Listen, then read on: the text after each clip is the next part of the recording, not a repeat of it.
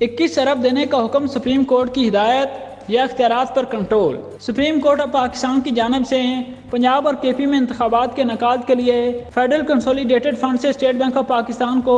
21 ارب روپے کی رقم جاری کرنے کی ہدایت کو اختیار پر کنٹرول کے طور پر سمجھا گیا ہے، جو پبلک فنانس مینجمنٹ ایکٹ 2019 کے تحت فنانس ڈویژن کے پاس ہے۔ کابینہ اور وفاقی کابینہ اقتصادی رابطہ کمیٹی کی رضامندی کے بغیر وزارت خزانہ سپلیمنٹری گرانٹ کی منظوری اور جاری نہیں کر سکتی، جس کے لیے واضح قومی اسمبلی کی پوسٹ فیکٹر منظوری درکار ہے۔ پی ایف ایم ایکٹ 2019 واضح طور پر اس کی وضاحت کرتا ہے کہ فیڈرل کنسولیڈیٹڈ فنڈ اور فیڈریشن کے پبلک اکاؤنٹ کی تحویل کے عنوان کے تحت فیڈرل کنسولیڈیٹڈ فنڈ اور فیڈریشن کے پبلک اکاؤنٹ کا آپریشن وفاقی حکومت کی مجموعی نگرانی کے تحت فنانس ڈویژن میں کام کرے گا۔ اب سپریم کورٹ نے اپنے فیصلے میں کہا ہے کہ فاضل اٹارنی جنرل اور فرانس کی ٹیم کی مدد سے عدالت نے فنڈ کی تقسیم سے متعلق آئین کے متعلقہ دفعات کا بھی جائزہ لیا۔ وزارت خزانہ کے حکام کی جانب سے تصدیق کی گئی ہے کہ آئین کے آرٹیکل 84 کے مطابق وفاقی حکومت 30/6/2023 کو ختم ہونے والے متعلقہ مالی سال کے لیے فیڈرل کنسولیڈیٹڈ فنڈ سے دیگر امور کے ساتھ ساتھ کچھ نئی خدمات پر اخراجات جو سالانہ بجٹ کے بیان میں شامل نہیں ہے کہ اخراجات کرنے کی مکمل طور پر مجاز ہے۔ کل چیف جسٹس عمر عطا بندیال نے الیکشن ملتوی کیس کی اپنے چیمبر میں سماعت کرتے ہوئے اسٹیٹ بینک کو حکم دیا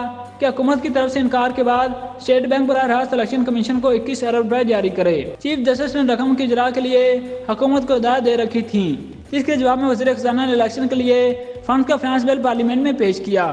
تاہم پارلیمنٹ نے اس بل کو مسترد کر دیا تھا۔ اس پر الیکشن کمیشن نے عدالت کو بتایا کہ حکومت کی طرف سے الیکشن فنڈ موصول نہیں ہوئے